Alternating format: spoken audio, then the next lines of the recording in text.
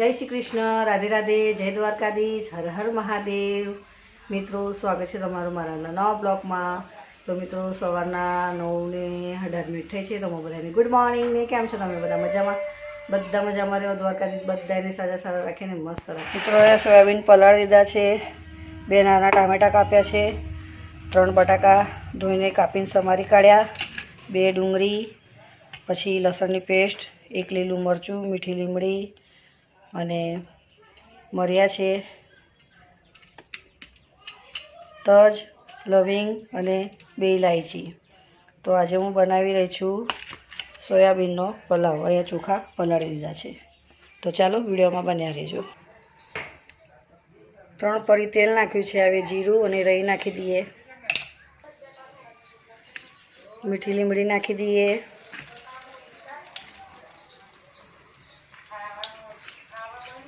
लसणनी paste,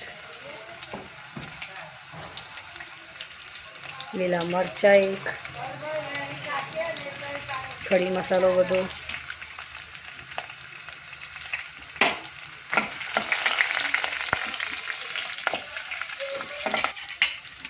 डूंगળી नाखी दीए,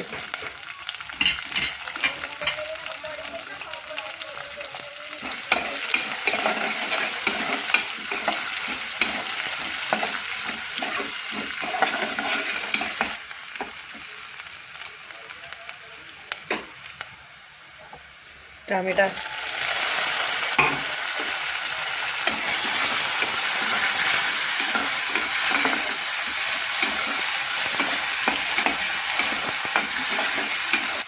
मित्रों हळदी थोड़ी नाखी है, बीजी थोड़ी नाखी दઉં છું। પછી 1 चमची लाल मरचું, बीजू अर्धी चमची जीरा पाउडर,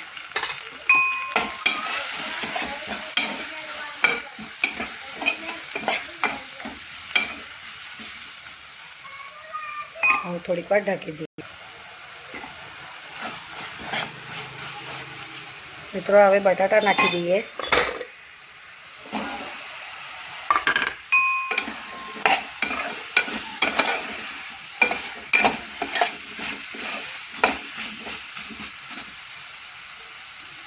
थोड़ू पानी नाखी दीए,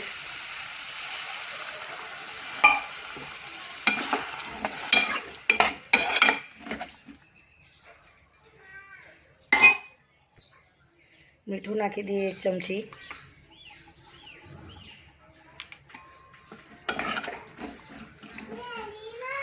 हवे 2 सीटी वगाड़ी दीए।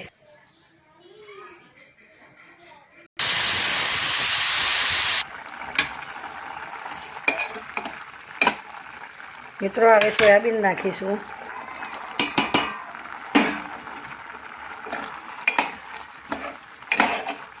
અને હવે ચોખા પલાળેલા છે તે નાખીશ।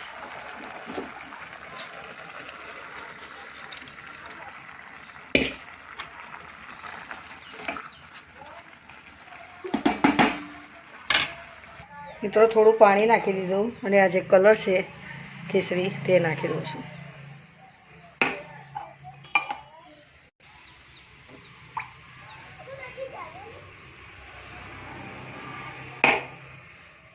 ચાલો હવે એને ઢાંકી દઈએ। તો મિત્રો જો મારો સોયાબીનનો પુલાવ બનીને તૈયાર થઈ ગયો, જોઈ શકો છો। જો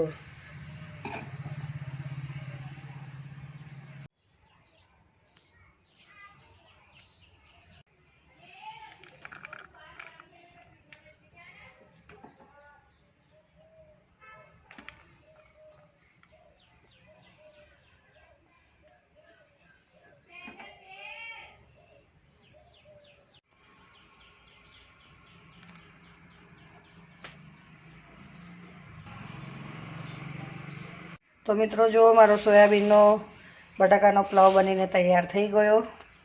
वीडियो सारो लागे तो लाइक करजो, शेर करजो और चैनल पर नवा तो सब्सक्राइब करवानुं भूलता नहीं। जय श्री कृष्ण, राधे राधे, जय द्वारकाधीश, हर हर महादेव।